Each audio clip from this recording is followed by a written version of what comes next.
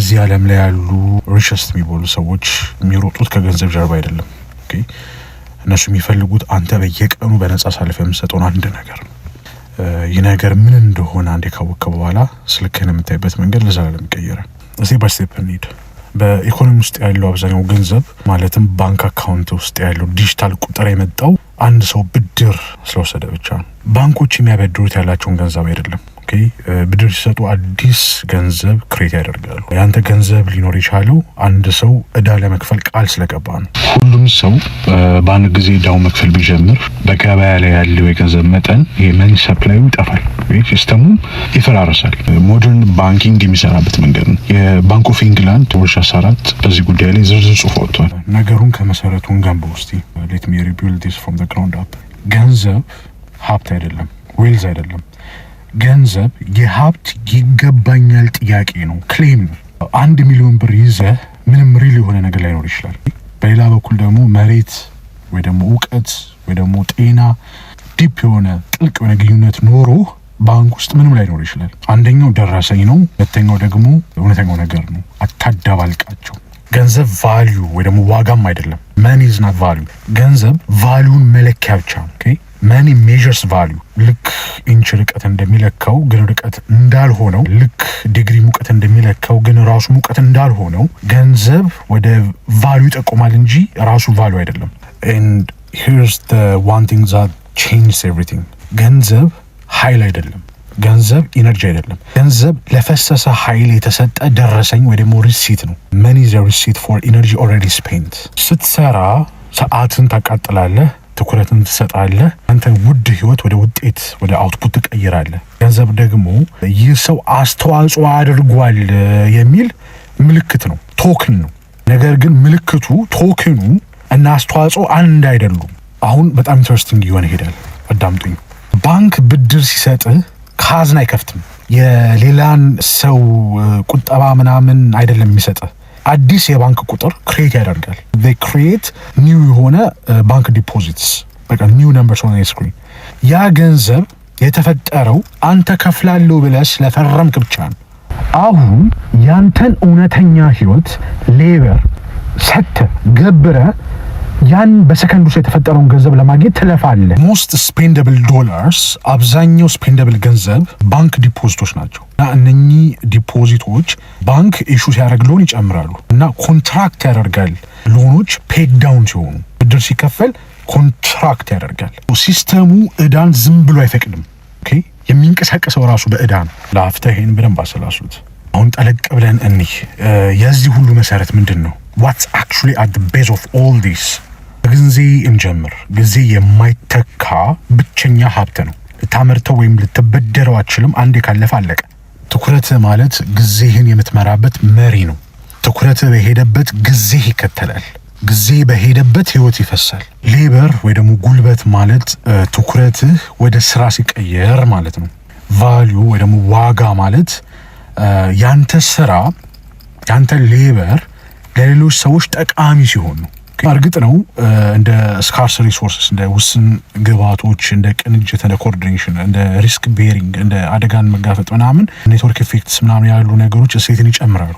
አንተ ለገንዘብ ብለህ ግን በገበያው ላይ ትሬድ እያደረክ ያለው እየሸጥክ ያለው ጊዜህንና ትኩረትን ሶ ስቲል ለአብዛኛው ሰው ዋናው ማነቆ ዋናው ቦትልኔክ አሁንም የራሱ ሌበር ወይ ደግሞ ጉልበት ነው። ሶ አይ ካን ስቲል ሴይ ቫልዩ ማለት ሌሎች ሰዎች ጠቃሚ ሆኖ ያገኙት ያንተ ሌበር ነው።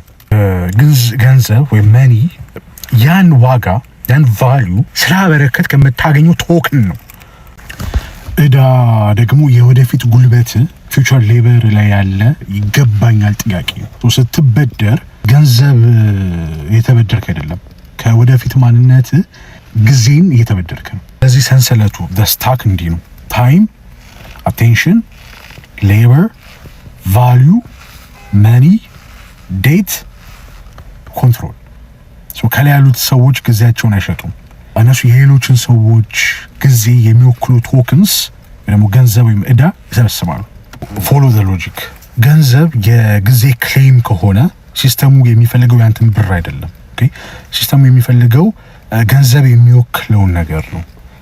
ያንተ ጊዜ፣ ያንተ ትኩረት አቴንሽን እና ያንተን የህይወት ኃይል ላይፍ ኢነርጂ። ለዚህ ነው ትኩረት አቴንሽን ትልቁ የጦር ሜዳ ይሆን።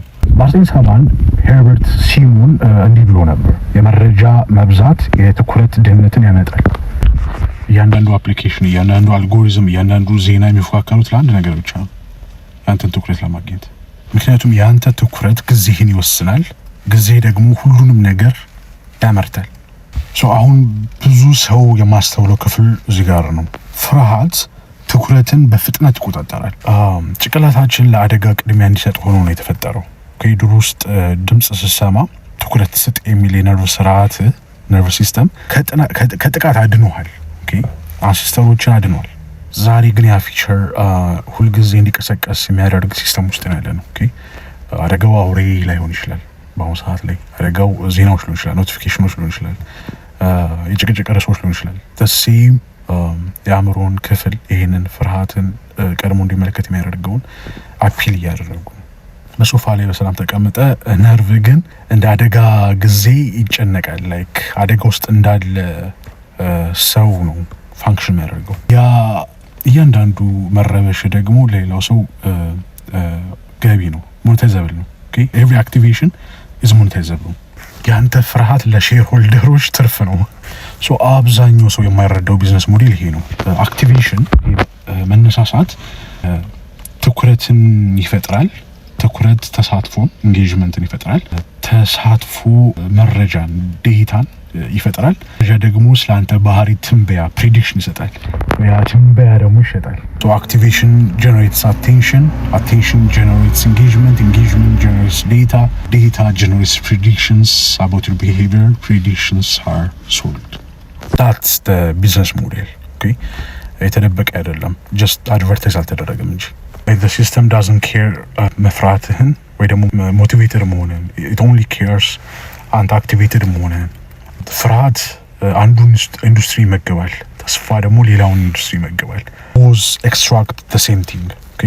እሱም አቴንሽን ነው which directs your time, which is your life። ምንም አይነት ገቢ ወይ ደግሞ measurable revenue የማይፈጥረው ሰው ምን አይነት ሰው ይመስላችኋል? a person at peace፣ በሰላም ውስጥ ራሱን በሰላም ውስጥ የተጠመቀ በቃ በዛ ውስጥ ያለ በዛ ውስጥ የሚዋኝ ሰው ማለትም ክራይሲስም ኪውርም የማይፈልግ ሰው እሱ ነው ምንም አይነት ሜዠብል የሆነ ሬቨኒው የማይፈጥረው ሰው። እና አሁን ላይ እንግዲያውስ በቃ እወጣለሁ ኦፕታውት አደርጋለሁ ብለህ ታስብ ይሆናል። ግን በአሁኑ ዘመን ከሲስተሙ ሙሉ በሙሉ መውጣት ኒር ኢምፖሲብል ነው። መሬት ቢኖር እንኳን ኦፍ ግሪድ ሊሆን እንኳን ብትል ግብር መክፈል አለብህ። ግብር ለመክፈል ደግሞ የሀገሪቱን ገንዘብ ማግኘት አለብህ። ስለዚህ ማንዳቶሪ ፓርቲሲፔሽን ግዴታ የሆነ ተሳትፎ አለ ማለት ነው። ዚስ ማንዳቶሪ ፓርቲሲፔሽን እነሱ ምንድናቸው? ታክስስ፣ ቤዚክ ኒዶች፣ ሚኒመም ኢንጌጅመንት ቱ ጀስት ሊጋሊ ኤግዚስት። ግን ደግሞ ቮለንተሪ ፓርቲሲፔሽን የሚባል ነገር አለ። በፍቃድ የምትገባበት ነገር አለ። ሳተስ ጌምስ ሊሆን ይችላል፣ የሆነ አይነት ላይፍ ስታይል ኢንፍሌሽን ሊሆን ይችላል፣ ስልክ ላይ መጥፋት ሊሆን ይችላል፣ ይሄ ዱም ስክሮሊንግ፣ አውትሬጅ ኮንሳፕሽን ሊሆን ይችላል። ብዙ ሰው ሁለቱንም እንደ ግዴታ ያያቸዋል። ግን አይደለም፣ አታምታታቸው። ሲስተሙ ያንተን ፍርሃትና ጭንቀት ይፈልጋል፣ ግን እነዚህን በነፃ የመስጠት ግዴታ የለብህም። ዋንሱ እዚህ ጋር ምንድነው ኢሞሽናል ስፓይክ ላይ ቁጥጥር የለህም፣ ባዮሎጂ ነው። ነገር ግን ደጋግመህ ወደዛ ነገር መመለስ ያንተ ምርጫ ነው። መሰረታዊ ተሳትፎነቱ አትችልም። ያንተ ግን ሉዓላዊነት ያለው ሰርፕለስ ፓርቲሲፔሽን ላይ ነው። ትኩረትህ ምንም ያንተ ነው። ማንም ሳይፈቅድልህ የምትመራው ብቸኛው ሀብት አቴንሽን ነው። ታዲያ ምን እናደርግ ከተባለ አንድ ነገር ክሊክ ስታደርግ ወይም ስትጨቃጨቅ ራስን እንዲህ ብለህ ጠይቅ እስቲ፣ ይሄ የኔ ነርቭ መረበሽ ለማን ነው የሚጠቅመው? በዚህ ሰዓት ላይ እንደዚህ አክቲቬትድ መሆኔ ማን ቤኔፊት እያደረገ ነው? በመቀጠል ደግሞ ይሄንን የመረጥኩት እኔ ነኝ ወይስ ካፕቸር ተደርጌ ነው ተጠልፌ ነው?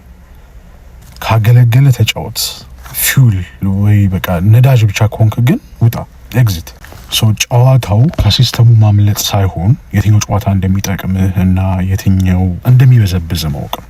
ስለዛ ገንዘብ ውጤት መመዝገቢያ ስኮር ቦርድ ነው። ትኩረት አቴንሽን ግን ጨዋታው ራሱ ነው። ብዙ ሰዎች ስኮር ቦርድ ላይ ሲያፈጡ ጨዋታው ሌላ ቦታ መሆኑን አይረዱም። ጩኸት የሚያበዙት ለአልጎሪዝም እየሰሩ ነው። ጸጥ ያሉት ግን አልጎሪዝሙ ሊያገኘው የማይችለውን ሀብት ያጠራቀሙ ነው። ትሪሊዮን ብር ሊታተም ይችላል፣ ግን ያንተ 1 ሰከንድ ትኩረት ማንም ሊያተመው አይችልም። ያ ነው ያንተ ብልጫ፣ ያንተ ኤጅ። ያ አሁንም ያንተ ነው። መጀመሪያ ይሰማሃል፣ ቀጥሎ ታየዋለህ፣ ከዛ ትመርጣለህ።